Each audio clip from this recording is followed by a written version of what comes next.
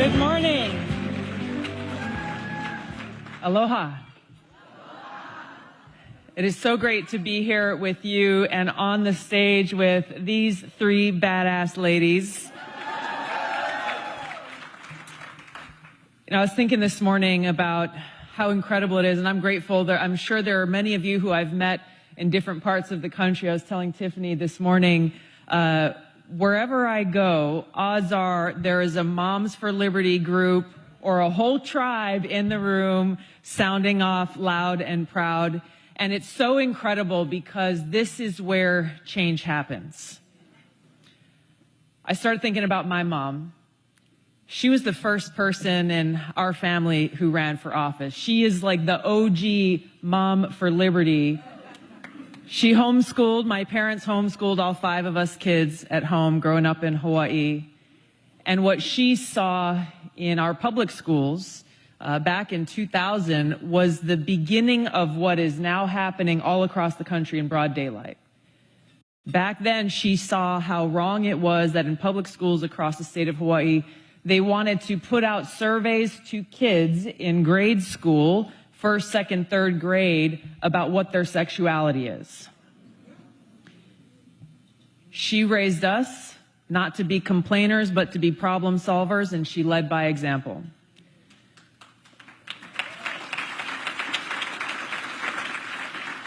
So she stepped up to run for Board of Education. In Hawaii, we have one statewide Board of Education. So it was a statewide race and a statewide campaign.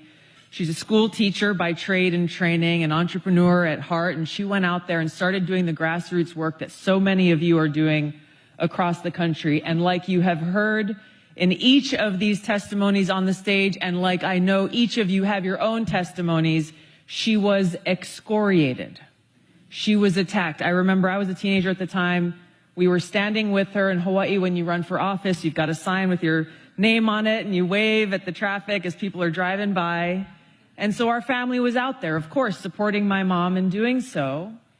And there were counter Carol Gabbard protesters across the street, yelling all kinds of slurs and names at her. And once we were all about to pack up, us and them, when the traffic had died down, they crossed the street over to where we were. And one of them looked at me, spat at my feet, and said, "Look at you, you princess of hate." I mention that story because it is so important to remember as we face these challenges, as we face these attacks, as we face these hardships, both personal or professional, as you have people literally spewing hatred in your face or online, that we remember our purpose and why we are doing what we are doing, and that there is no force more powerful than love.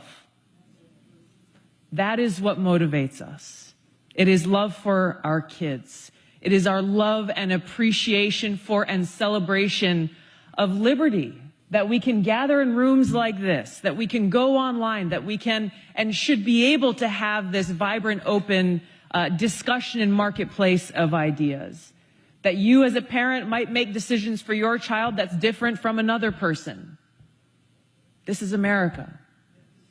The fact that we have people in the most powerful positions in our government who are every day taking steps to erode that freedom, both nationally, at a statewide level, and locally, violates the core fundamental principles of who we are as a country and who we are as Americans.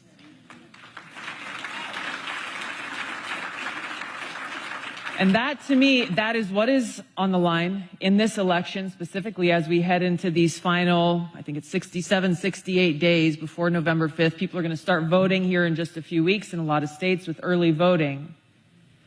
The message I'm carrying across the country is that this is not about left versus right or Democrat versus Republican. This is not about where you stand on health care or where you stand on, how do we solve the homeless challenges in our country? There is something that is far greater at stake that we have to remain focused on. just as our founders did when they wrote those founding documents. They had fierce and public debates and disagreements on a whole bunch of things. They weren't afraid to hide it.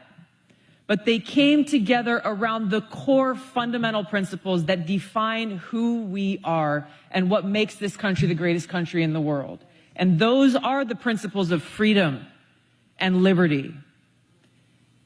This is our opportunity, and this is why I'm hopeful in spite of all of the forces of darkness and evil that surround us. The reason why they are escalating their tactics is because they're terrified of us.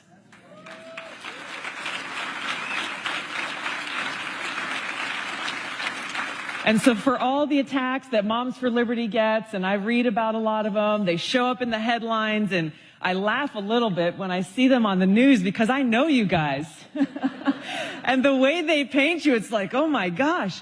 But take that as a badge of honor and a pat on the back, because that means you are scaring them.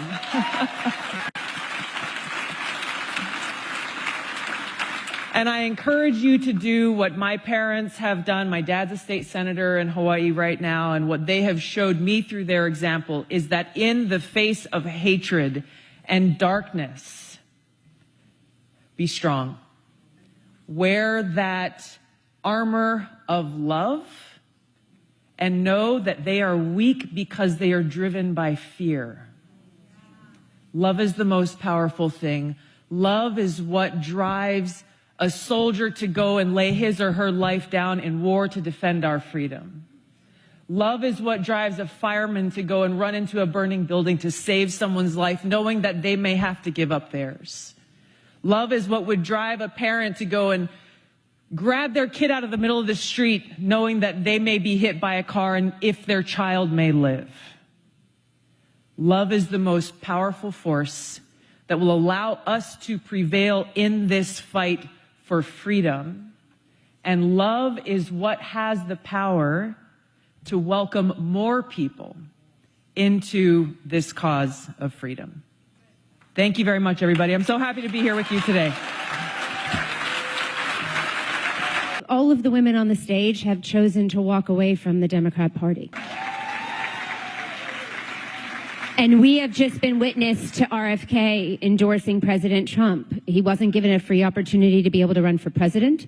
And then he chose to support President Trump because he would like to make America great again and healthy again. And so, Tulsi, I'll start with you. Just give us a little bit of a snapshot of what it was like for you to make the decision to leave the Democrat Party and really some of the policies and things you're seeing now that you're very concerned about. Yeah, thanks, Tiffany.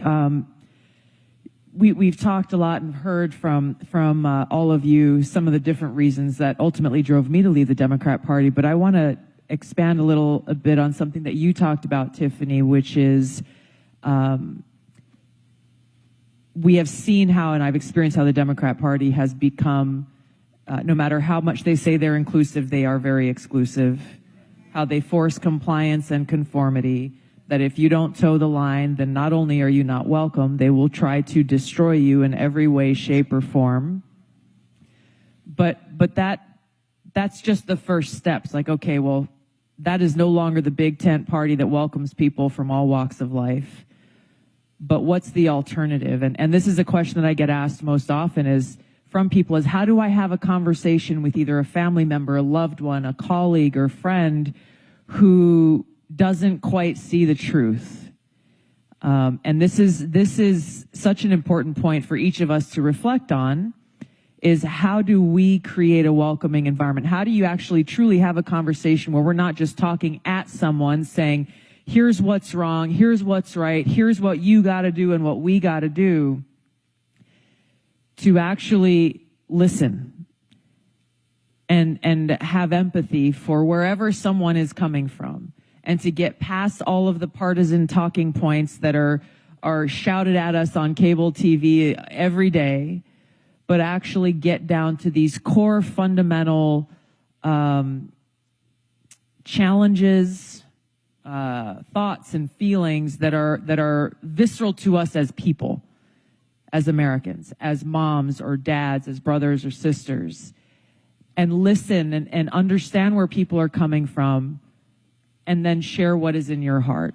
And if there's one message that I hope all of you take away from me today is don't underestimate your power and your influence as an individual. Yes, together collectively, but as an individual, think about the people in your life. Think about all the people you have. You scroll through your phone. Think about the people who may need a little bit of a nudge or who may not be opening or widening their aperture enough to see what's really going on in our country. People who know you, who trust you, who care about you, and who you care about.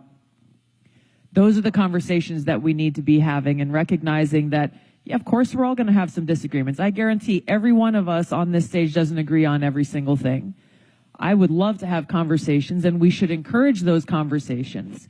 But as I mentioned earlier, fundamentally, what are the things that matter most? It is the well-being of our kids. It is the safety of our communities. It is our ability as individuals, as parents, for those of you who are parents, to be able to make the best decision that you can make for yourselves, for your kids, and for your families. And everything else comes after that. That is really what is at the core of what's at stake here. Don't underestimate your influence, your power, sharing your experiences, and opening yourself up and allowing yourselves to be vulnerable to others. Break down those barriers, because you're not going to be able to connect with people unless you're able to open up yourself. We have the ability, and this is why I'm optimistic about the path forward, is this movement is growing very quickly. We have the opportunity to unite our country in a way that has not been done for far too long. That is our opportunity. And it's not going to be done by one single person. We can't just sit back and say, okay, cool, that person is famous or well-known or they're on TV and, you know, who's going to unite our country? Who's going to do it? We are. Every one of us in our own circles of influence, we are the ones who have the power and the ability and the opportunity to bring people together.